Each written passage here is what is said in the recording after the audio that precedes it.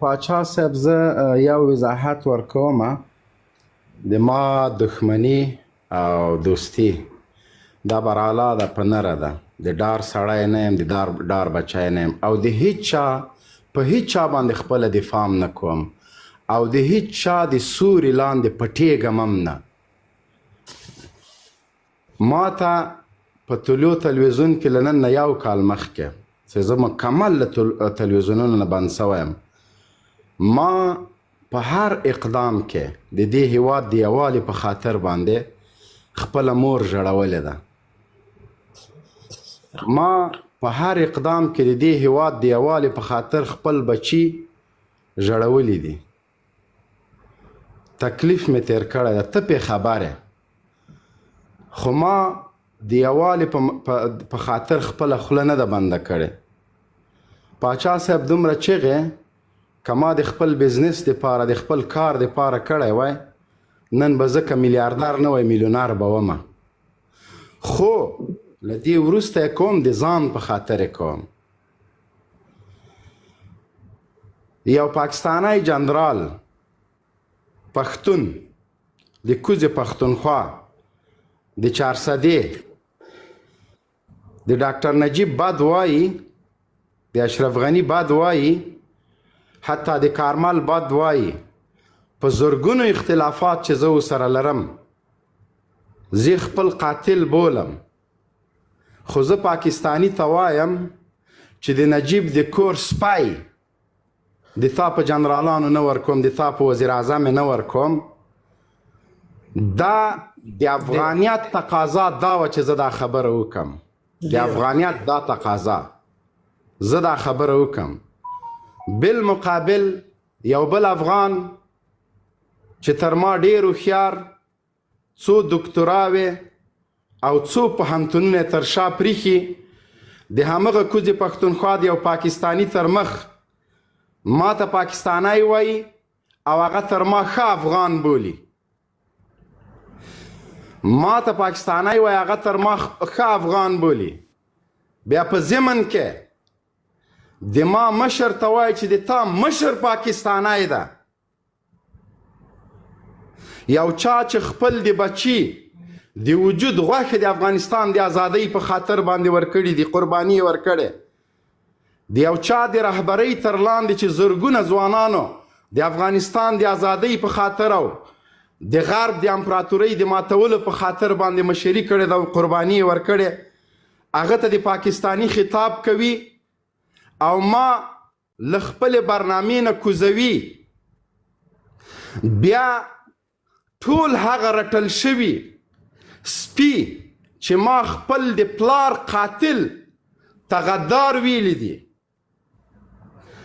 دا سړی پې راجګېږي اکشن پې باندې اخلي تا ټول عمر نه تنها دا چې زما ناموس زما د مشرانو د علماو حتی د صحابه توهین دې کړی ده خو ما د یووالي په خاطر باندې خپل ملګري ته ویلي چې ته حق نه لرې ته مفتي نه چې ته د ارتداد فتوا په چا باندې ورکې حتی دې حد ته رسېدلی یم چې ما ته ډېرو خلکو د مرګ اختارونه چې ته د یو ملحد په لایف کې کینې او د ورورۍ او د صمیمیت خبرې کوې زه په افغانستان کې یم زه په غرب کې نه یم ناست دلته په معمولي خبره په خلکو باندې مور بوره کیږي په معمولي خبره در باندې ښځه کونډه کیږي په معمولي خبره در باندې بچیان یتیمانوي خو دا سینه ما دومره پراخه نیولې وه چې ما علنا لیده چې او چاک د صحابه و توهین کوه ما یې دفاع کړې چې نه مه کوه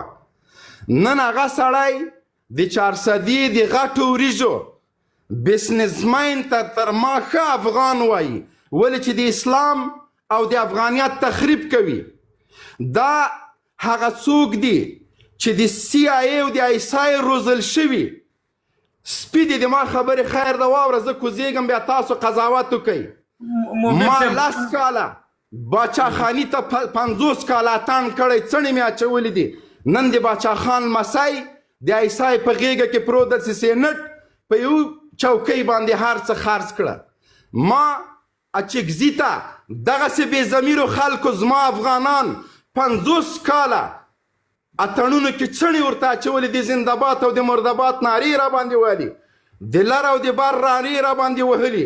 دغه سیکولر فکره پښتنو افغانانو هغه بله ورځ ویلي چې پېښور د افغانستان خاوره نه ده.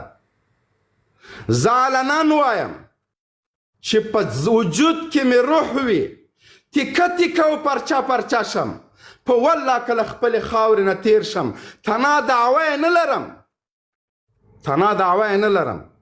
او هیڅ وخت ګل خان تش په نوم افغان سیکولر او ملحد دې ته نه پرېږدم چې زما کمونیست او خلقي مشر ته توهین وکړي. او زما د پلار قاتل ده، زما او د نجیب ځان ته معامله ده. خو ته بیا راځې زم افغان، نجیبم افغان، د هغه ناموس عزت لري، زه نه لرم. هغه د افغانستان سړی ده، زه نه یم. حمزه تر ما ښه ځوان ده چې ټول عمر یې د 400 غټې وریجې وهلي دي. یو مردود، یو تښتېدلی، یو سیکولر افغان راځي ما ته وایي دا تر تا ښه افغان ده. زه خپل افغانیت اسلام خو بیخي او سیټ ته پرېږده. په والله که د ډېرو خلکو په افغانیت او په اسلامیت باندې ورکم. زه د زمریو د ګفټونو سړی نه یم، زه د پیسو د راټولولو سړی نه یم. زه دا فکر نه لرم چې زه به ځان ته بزنس وکم کنې کولی شم. زه دا فکر نه کوم. زه په یوازې سر مې هر چا ته غېږه ورکړې د دې هېواد د علیا منافعو په خاطر چې څومره زه کړېدلی یم داسې زوی به مور رانه وړي چې وکړېږي.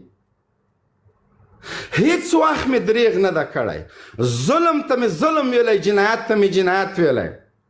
ما نه د کمونیزم د جنایت پرده باید څوک دفاع وکړي، نه د طالب او نه د مجاهد. دغه کمونیستانو چې د داود نظام ړنګ که، دغه مجاهدینو چې کابل په کنډواله بدل که، دغه امریکان راغله 20 کاله. د نجیب پلویانو ته وایم، نجیب د غرب په خلاف باندې جګړه کوله، دا د نجیب نعره وه. نن یو څوک راجګیږي په غرب کې ناست د نجیب دفاع کوي. دا منطق ده.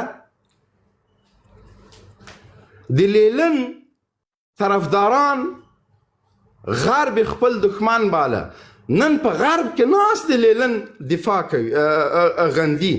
تاسو خو خپل دریځ معلوم کوئ. کم از کم کوم موقف چې د ډاکټر نجیب په هغه موقف کې ودرېږه. هغه د غرب دښمنو ته د غرب په غېږه کې ناستې سوسیالې خورې. نجیب په مسکو کې تعلیم کوي، ته په امریکا کې کوي. نجیب جګړه د امریکا او د روسانو بلله او ته وایې چې نه. د دغو سیکولر فکرو په خلاف باندې مې د پاڅون اعلان کړی ده، ژمنه مې کړې ده، عهد مې کړی ده. تر ننه پورې په ټکر کې نه در سره واقع کېدلم.